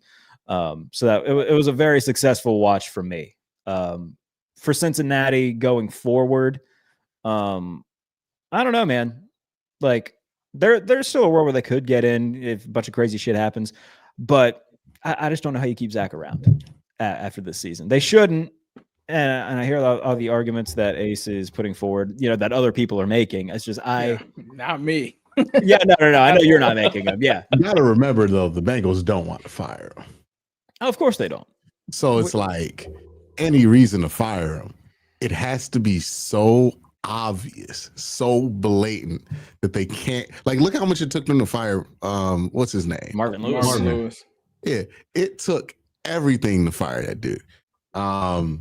It's just gonna. I think that's the issue. It's just like I'm scared. That's what I'm in store for, man. Oh yeah, That's what the Bengals and the Steelers are very similar, Jared. They are. They watch what you guys do, and they're like, "Oh, we're gonna do it that way. We're gonna do it. Switch up." Oh my god! Both of them have, like, relatively speaking, cash poor owners. I think I know that they did the showed some sort of graph and like how much like money each owner's worth, and I think Rooney's at the bottom of it. I don't know where Mike Brown is like exactly, but it's not very high on the list. So yeah, they just don't want to pay multiple staffs or whatever. So it's it's understandable in that regard. But at the same time, if you want to win games, like you got 3 straight years of not going to the postseason. I understand Joe got hurt and whatnot, but eventually you got to do something there. I just don't think that Zach Taylor's the guy. By the way, they finally cut Jermaine Burton. How about that? Yeah, Jermaine Burton. I think they said he missed the flight. I don't know. I thought he was suspended from the team for the game, and then they cut him. So the word was that he missed the flight. That's crazy. Then they suspended him because he missed the flight. Then they just waived him.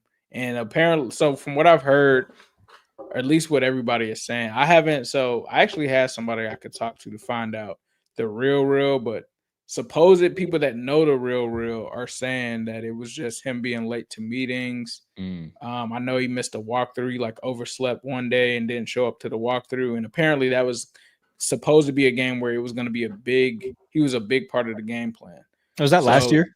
Yeah, that was last year. I remember that. Yeah. And then this year they said it was more late stuff, which was crazy because in the offseason they were like, oh, he's turned it around. Everything is different now. And then like it was healthy and active week 1. I was like, all right, we're back on the Burton roller coaster again. But word was he was late for the flight, missed it. And that was when they were just like, all right, we're done. I'm surprised they didn't cut him. They did. Oh, they did? They did cut him. I know he was suspended. I wasn't sure. Okay. Yeah, they waived him. They waived him yesterday, I think it was. Yeah. Nobody claimed him on waivers. Yeah, I was going to say he'll clear waivers. I'll be intrigued to see where he goes. That's the most obvious Dallas Cowboy / Kansas City Chief ever. That's what I was saying. I was like, he's going to go to Dallas because he's tight with George Pickens. So, I'm sure that won't cause any problems at all. They were both at Georgia together. That's like they're like best friends, Jared. So I don't think that they would have. I'm sure that won't be any sort of gasoline on an already lit flame. Jesus Christ! If you ever wondered how much winning can just make things go away in college football, think about that Georgia locker room that year, and think about the trouble that has spawned from it after that championship year. But what wasn't Burton on that team? Pickens was supposed to be on that team. Carter was on that team. Like they had the racing situation, whatever Pickens and Burton's was getting into. Like that shit is like Florida on steroids. I remember being at the combine. We're all waiting for Jalen Carter, his like media time, and he's like, "All right, 10 minutes late." 20 minutes later, we're like, oh, what the hell's going on? And then we like see Twitter explode. We're like, oh, Jalen Carter has a warrant for his arrest. We're like, Jesus Christ. All right. This escalated. So, I mean, look at that Florida team with Tebow and Aaron Hernandez and all the dudes. Riley Cooper. Jesus. Yeah, so Forgot that about him. yeah, winning covers a lot up. I don't think that putting Jermaine Burton and George Pickens in the same locker room is a good idea, personally speaking. But they But all already hectic situation. Like this ain't the Chiefs of old, man. Like there's some Yeah. shit going on with that team. I know Andrew Berry has had the Green Goblin mask in his office going crazy. Oh, yeah. Like, what you pussy? You gonna do this? You scared to do this? Come on, get Jermaine Burton. Because Andrew Berry will sign anybody who's talented. Yeah, we'll see. We signed Kadarius Toney last year, so like we're not. I remember that. Kadarius Toney's one of the like. I'm not we got him on the roster. I'm not trying to sound rude or anything, this but was the Cowboys signed. What was it, Greg Hardy? Greg Hardy, yeah, Yeah, they'll sign anybody, dog. they will. And I don't mean to sound mean or anything here, but when I say that Kadarius Toney is one of the most horrifying looking human beings I've ever seen in my life, Oh my god. Playboy Cardi as a wide receiver. Oh my god. that is, he is nightmare fuel. The Q, do you give your take on the game? Which one? On the Bengals? One Josh Allen running 70 yards unmitigated in snow, probably like never gonna tackle that ever in my life. And so did the Bengals DBs. They were like, nah, I'm sticking it, I'm covering my guy. I don't care if Josh Allen is 30 yards past the line of scrimmage. I'm not tackling that in snow. That's terrifying. But yeah, to Ace's point, like you throw the 2 interceptions, like that's what cost you the game there. Like, I think people are just used to blaming the Bengals defense, and this happens when you have a unit that everybody's been memeing all year, and then they start to play a little better, and like shit's not their fault, but everybody just defaults to shit being their fault. The turnovers on offense, however they came, whoever threw them, that's why the Bengals didn't win this game. It's clear as day. That's why the Bengals didn't win this game. It's those 2 turnovers. We could talk about everything else, but it's all trying to, put duct tape on the fact that you gave up 14 points on turnovers, right? Like that's where the bleeding is. That's where the big problem is. We'll talk about this in the Cleveland Browns game coming up, but a similar situation happened there. So yeah, for the Bengals, Joe Burrow, you throw those 2 interceptions, it's on you. And look, it's funny when fans do this, where they just feel the need to defend somebody, but it's like, I promise you, if you ask Joe Burrow, he blames himself. Mm-hmm. Like I promise you, Joe Burrow's not like, no, it was on the defense. No, it's on me. Because athletes are supposed to look at this and see what they can improve, right? So maybe instead of people being super defensive about their favorite player, just like they're big boy, they're tough, they could take it. Joe Burrow could take a little criticism, he'll be fine. But yeah, he'll be fine. He got the Bills defense got the better of him this week. Josh Allen was really good down the stretch, and to Ace's point, Josh Allen is Josh Allen. It's not just the Bengals he's going to do this to, right? Like he's going to do this to other teams. And you can't just say every time Josh Allen does something good, it's the fault of your defense exclusively. Like he's not some kind of fucking bum. Which just hits on another thing I hate about online football discourse, which is like anything your team gives up, it can't be the fact that the other team has good players, right? It's always, this guy's a bum, right? It's like, it's Jamar Chase. Like, yeah. If Myles Garrett runs through your tackle 3 times, you don't need to draft a new tackle. You just don't need to play Myles Garrett again. Yeah, it's just what it is, right? Some guys are forces of nature. When it comes to Josh Allen running in snow, guess what, man? There's not much you can fucking do. Like, he's fast, he's big as shit, and he's going to get where he wants to. Like, the Bengals were trying to be in coverage, trying to stop Josh from making one of those incredible off-schedule plays. So they send a lot of DBs back. He slips out loose. The defensive line gets a little bit aggressive to try to get a sack. They slide upfield. Bam, it's an opportunity. The windows to stop Josh Allen are really tiny. And if you're not perfect, he's going to get you. And he got you. But you didn't have to be perfect defensively to beat Josh Allen this week. You just had to not turn the ball over twice on offense. And that's what happened.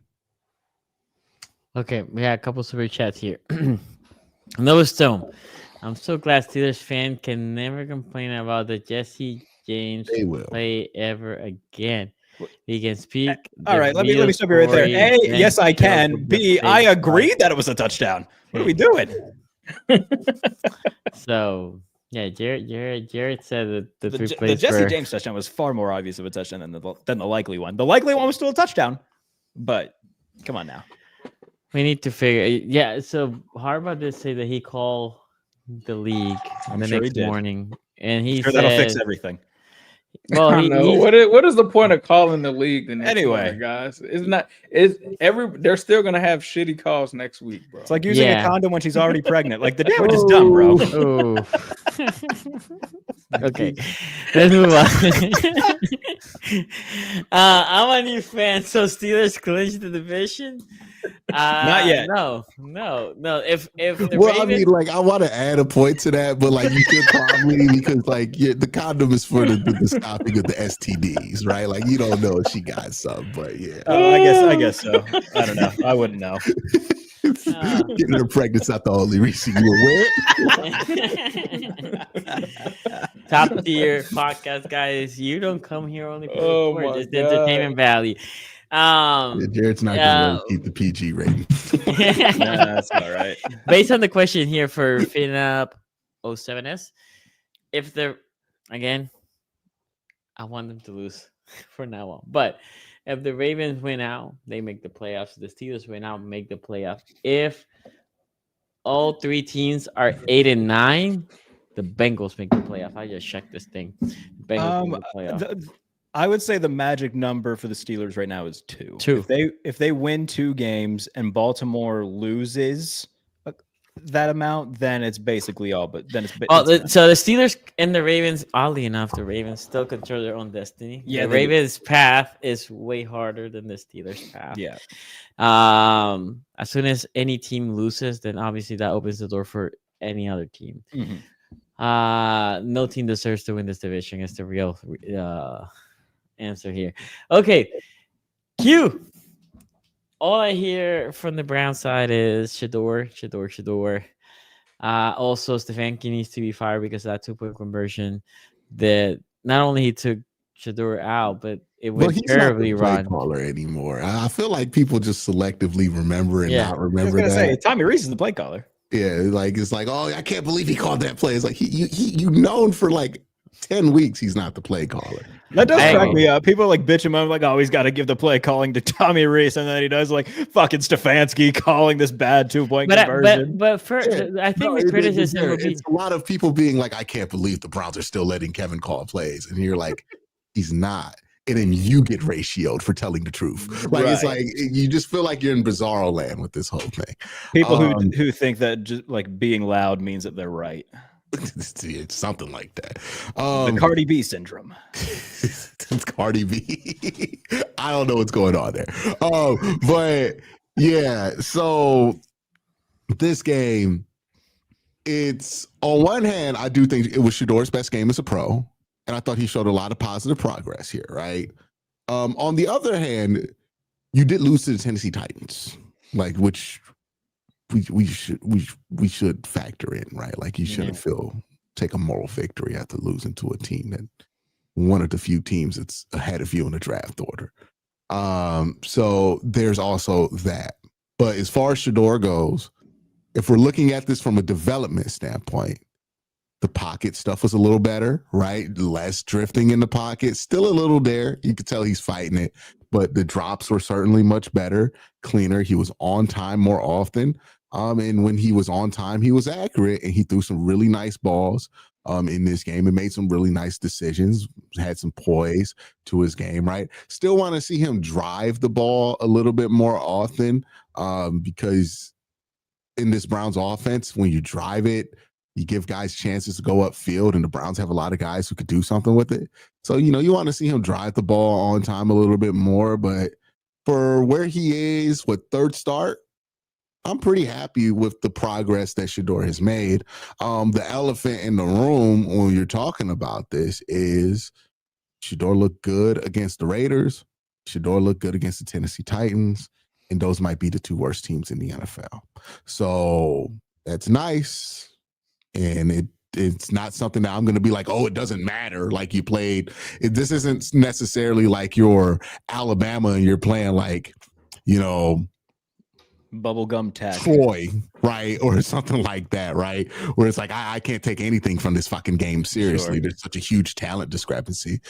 There's not really that going on, but it's like, okay, you're proving that you're an NFL player, but in order for us to go forward with you being the starting quarterback for a long time, we got to know that you're somebody who can do these same things versus teams that are having better seasons, that are playing more meaningful football, and that need to win these games more than the teams that you have beat already, right? So there's that whole factor, and he's going to get a whole month to do that. Every team that he plays for the next month is going to need to win these games, maybe even the Bengals at that point of the year. I'm sure the Bengals would want to win for pride at that point. So you're going to get that opportunity if you're Shador, and I'm excited to see that going forward. So, from a development standpoint, I was really, really happy with what I saw from Shador. And I'm at the point to where, hey, if he does win a couple of games down the stretch and the Browns aren't in position to take a quarterback, okay, Shador's fine. Like, let's go with Shador next year. Like, it's really no big issue, right? My big thing, and I said it on this show and many other shows, I just did not want to end this season and feel desperate at quarterback, right? Feel like I got to trade for somebody to start or go out and sign fucking Kirk Cousins or something ungodly like that. I think we have successfully gotten to that point where we're not like, oh, should Deshaun get some starts next year? Like, we're not there. Shador's fine. Like, we could put Shador up if you can't draft somebody, one of the top 2 prospects in this class. So pretty happy that we're at that point. If we progress further than that and we talk about not even taking one of those guys because you're so happy with Shador, you got to see it against some of these other teams. So, super happy with where he is progress-wise. But if we're talking about why this game was lost, because, again, you did lose to the Tennessee Titans this week, a team who had 1 win coming into it, which is not good at home, right? Like, I know it's easy to feel like the way people have talked, you would think the Browns won this game, wouldn't you? Shador won the one. Yeah. Shador won. Won this game, but I think there were like 6 plays that if the Browns make a better decision, they win the game. Obviously, there is the 2-point conversion question, right? You're down 14, do you go for 2? The Browns decide to go for 2, down 14. I personally wasn't a fan of it. I get the math and the numbers behind it. I know that it's a trend. I just think that that's a trend reserved for teams that are competent on offense. The Browns just aren't competent enough to follow trends. The Browns are competent enough to kick extra points, right? Like, we're not doing any trend that requires more offensive plays. That's just my personal feeling about it, right? And the reason I feel that is, this offense has showed with the young guys on it that they can make some good plays, but they have so many young players that they're going to make dumb mistakes. The first 2-point conversion, the ball gets snapped badly to Shador. Whatever happens, miscommunication between Shador and the center, and the snap gets fumbled. And that almost gets returned, by the way, for a touchdown. But thank God the Titans are incompetent too, because whoever was returning the touchdown just literally decided they were too tired. They just gave up. Yeah, that was kind of crazy. That was fucking insane. I was like, wow, he could have really fucked us over if he scored that 2-point conversion there, because we're not even talking about what happens at the end of the game if he scores that 2. So you get lucky there on that one. But there were other plays, right? The Dylan Sampson fumble that led to a touchdown. Can't happen. The Shador Sanders interception in the 3rd quarter, which, look, Shador did a lot of good in this game, but that was one of the worst interceptions I've seen in quite some time. That was a end of the game YOLO ball that he threw with a fucking 3-point lead in the 3rd quarter. I don't know how that decision gets made. Have you guys seen this interception? Yeah, I saw it. Yeah, it was a terrible, horrific interception. It leads to 7 points. The reality is, if Dylan Sampson doesn't fumble that ball, you probably win the game. If Shador Sanders doesn't throw that interception, you probably win this game, right? If you just kick the extra point, you get to overtime. Who the fuck knows if you win the game, but you at least get to extend it, right? So many mistakes. The muff punt that happened right after a 3-and-out. You don't let that happen, you probably win the fucking game. But mistakes continue to get in their way, even when you're playing a team that made their fair share of mistakes, right? The Titans gave us on both those touchdown drives about 60 yards of penalties, right? They were giving this one up too, but the Browns gave it up more. So we could sit here and look after the game. I was pissed at Kevin Stefanski for going for 2 down 14 because I felt like that was unnecessary. And part of my issue with Kevin and the coaching staff is sometimes they trust the numbers so much that they don't evaluate the people that they're applying these numbers to. And that I think is a real big problem. These numbers are based on averages. And if you have a below average team, you can't trust that you're going to hit averages. But that pissed me off after the game. But, when I look at it in the big picture of it, it's like 7 plays that the Browns simply don't bite themselves in the ass. They win the game. So, this is on everybody why you didn't win the game. You can blame it on one person here or there, but there are like 5-6 guys in that locker room that can point to themselves and say, hey, if I made this play, we win the game. Myles Garrett, right? Like, this wasn't a banner day for Myles. Everybody was like, oh, Myles gonna get like 10 sacks in this game. He gonna get the record, all this. The people tweeting 25 before the fucking game. He gets 1 sack in this game. He was fine, 3 TFLs, right? But certainly wasn't the force that we expected in this one. The interior of the defensive line didn't play very well. I thought they were a little bit too aggressive to get upfield. And I think Myles was too aggressive to get upfield and really led to some wide open rushing lanes in this game. That's why Tony Pollard was able to go off. So you didn't really get a disciplined game from the defense. I thought the defense could have played better. Offensively, it was probably their best game of the season, but you still make some mistakes that just you really shouldn't make. Dylan Sampson shouldn't be fumbling that ball. And I don't know what the fuck Shador was thinking on that interception, but there's no way you throw that. This is absolutely like you're on the 40-yard line on the 2nd and 20. At the worst, you can pin them within the 10 with the punt. How do you think that that's okay to throw that interception? Yeah. And that's the kind of stuff for Shador that, like, that's just going to take some time, or maybe it's never going to get out of him where he's just always going to make a questionable decision here or there. That doesn't feel like he's factoring in game management. But other than that, he was good. Other than the fumble, Dylan Sampson was excellent in this game, right? There were some mistakes by Harold Fannin, but other than that, he was good. It was really a game about development. If you want to take away your positives, the rookies, the young guys on offense, they really showed something in this game. You got Jerry Jeudy back to being productive. Shador looked as good as the Browns quarterback has looked in this offense since 2023. So, now, Jameis versus the Ravens. Jameis versus the Ravens. Yeah. He did cook versus the Ravens that one game. So, there are some positives to take away, most certainly. I think if it weren't the end of the season, we wouldn't be this charitable about taking positives from losing to the fucking Titans. But there are some positives to take away here. And we'll see what happens with the rest of the month here, because that's really going to determine a lot. Once we get out of December, we'll know which way the wind's going to blow for the Cleveland Browns. And it's probably going to be some shameless shit they're going to do in that game versus the Bengals. Oh. So I'm going to let you know. The Browns have the tiebreaker with the lowest strength of schedule. So even if they win 2 games and they're not really going to try to get a quarterback, they're absolutely not trying to win that game against the Bengals. There's just no shot that they're going to try to win that game. They'll pull a Colts. They'll see what Jeff Garcia's up to. See if he wants to play a game for fun. Garcia. Nah, brother, we got our answer. Bailey Zapp. Zappy's there. Oh, he's bad.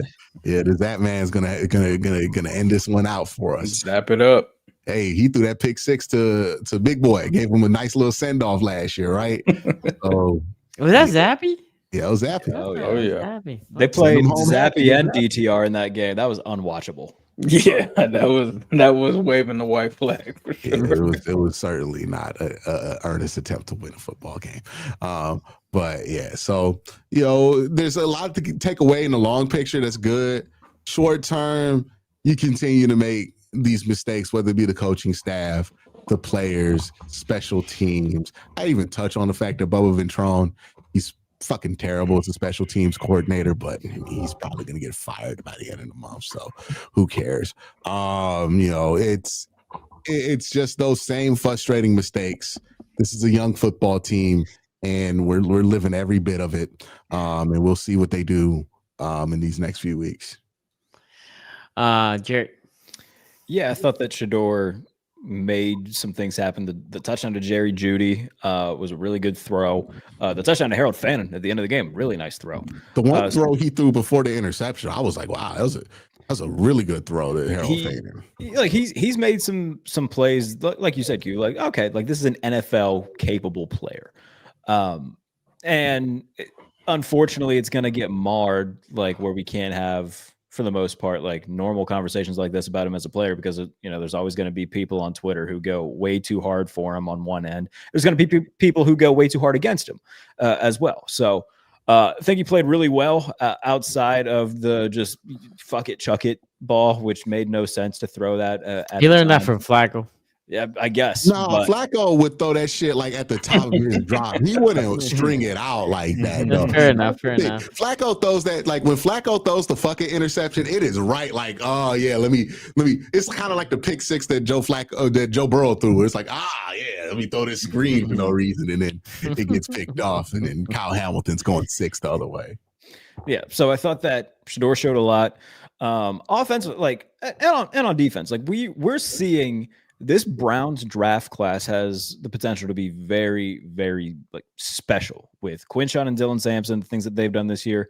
And then on the other side of the ball with things that Carson has done. They were missing a few players defensively in the front seven. So, the Titans took advantage of that. Tony Pollard had a big day.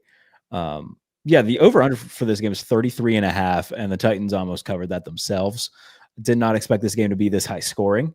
But yeah, somewhat of a pleasant surprise. Had an exciting finish. The 2-point play, I know that, people are crushing, whether it be Stefanski or Reese for the play call, but they've done a lot of Wildcat stuff this year that's worked. And Quinshawn just forgot to do the toss. I didn't even get to mention that. How do you forget that? Apparently they've practiced it every Friday and the guy just forgot.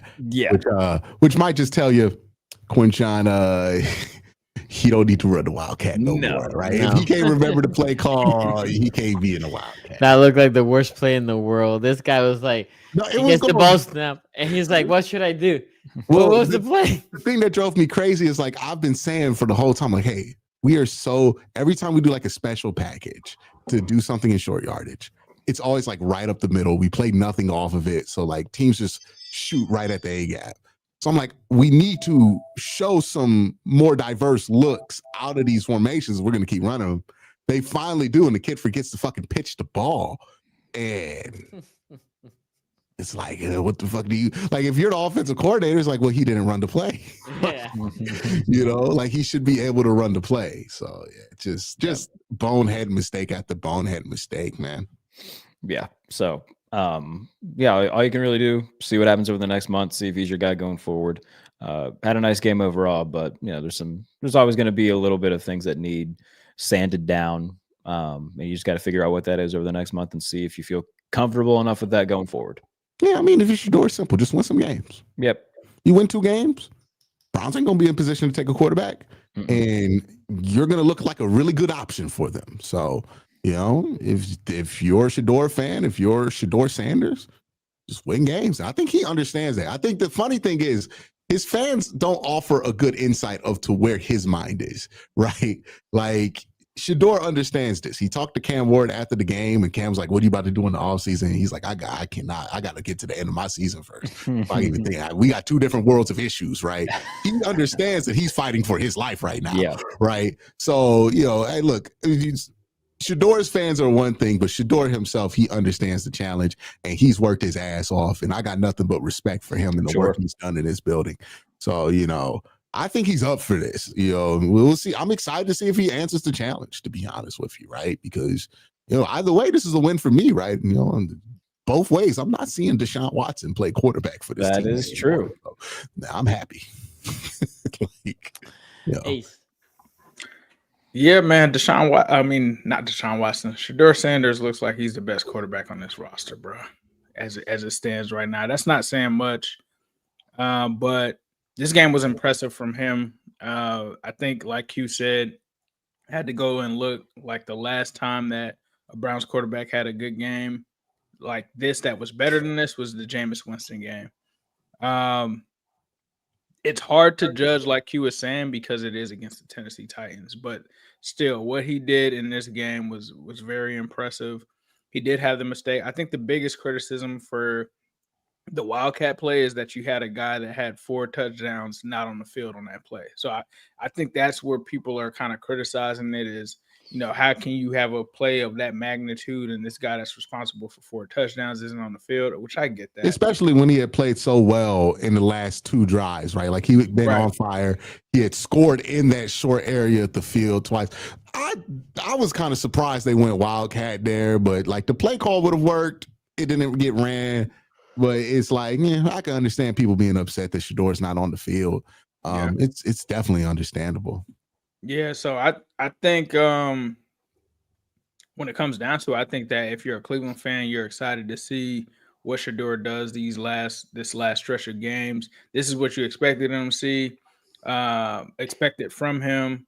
It's gonna be an exciting next couple of weeks to see what he has, what he can do here for Cleveland, but it definitely feels different. It feels like this kid has a chip on his shoulder. We'll see where it goes from here.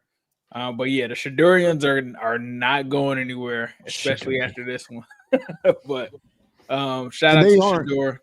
Gonna go anywhere. Like I know some Browns fans are like, let's trade them in the offseason. Like they're still there was Browns fans saying trade them to the Bengals at one point. Like, hey, we sent you Flacco, we'll send you Shador now. Yeah, I don't know.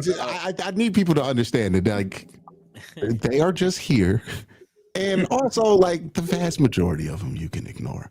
Like if I can like if I can listen to Chad Johnson and Ocho Cinco say some ridiculous shit about like them letting Shador play these last 4 games and setting them up to fail and be like, nope, you can't. We don't have to engage with it. Like we didn't really care what the Complex Sport account was tweeting before this. Right. Like, you can nope out of this. Like it's really internet noise, and I applaud the Browns for not getting caught up in that nonsense. I will say, I mean, I don't watch much college football, but I did always think that Shador was better than Dylan Gabriel. But they got to play both of them. They got to play both of them. They'll see what they have. I always thought from day one that Shador was the best quarterback there, but you guys had to let it play out the way that it did. It made sense. Like you had to let Joe Flacco come in as a veteran. You got rid of him. Had to see what Dylan was because Dylan was really like the guy that they picked, and now you're getting to see Shador. So I think you're more games than Dylan too, right? Yeah. So you get to honestly, you get to evaluate all of these quarterbacks. You already know what Deshaun Watson is. So now you didn't have to watch any games of Kenny Pickett in a Browns uniform. No so games of Kenny Pickett. So that's also good. It's a good evaluation, I think, for them. It'll be exciting to see how it goes. Got a 5th round pick for Kenny Pickett. Well, we got our 5th back. Yeah, you got it back. He got our 5th back, and then we got an extra 5th for Joe Flacco. And then we also pissed off Mike Tomlin, who that's still one of the most overreactions of the year. Like Mike Tomlin bitching about Joe Flacco. Offer Joe Flacco to just win one game. Like we traded him Joe Montana. Like goodness gracious. And then the media going for Mike Tomlin got the fucking keys, man. Because the media went with it too. They was like, yeah. What did he call him? He was like that 6'6". What did he call him on Hard Knocks? Oh, I don't remember. We don't want to get someone hurt, so that's 6'6". I forget what exactly he called him. Somebody in comments, let me know exactly what he referred to Flacco as. Oh yeah, it's just nasty. Okay, so we have super chat here for Row Live 95 says Falele couldn't start for my Toronto. The Toronto Argonauts of the CFL. Yet his spot is secure with the Ravens. That he's blocking nothing but oxygen, and we'll never lose a shot. Whenever you're looking at big guys, you always have to be very careful because people will assume because he's big, he can hit hard. But what happens with a lot of big guys is that because they're big, they hit somebody really hard one day and they fuck that person up. And in their mind, they said to themselves, I did not like how that felt.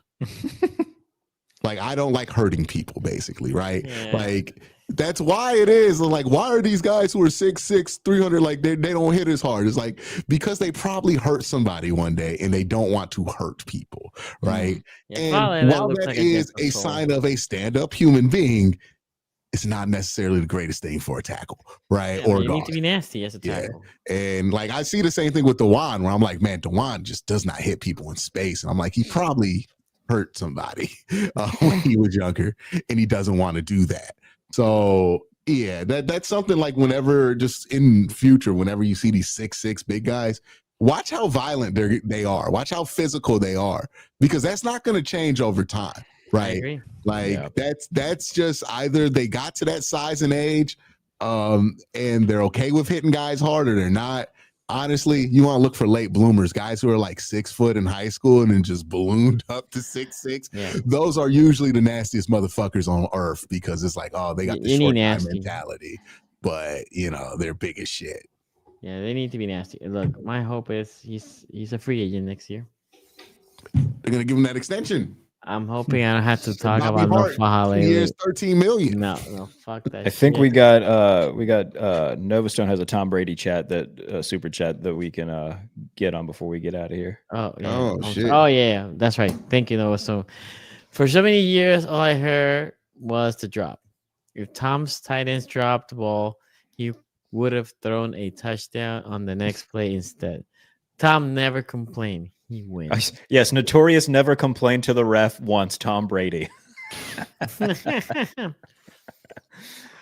My apologies, Noah. I've never seen him or LeBron complain to the ref. No, never once. LeBron.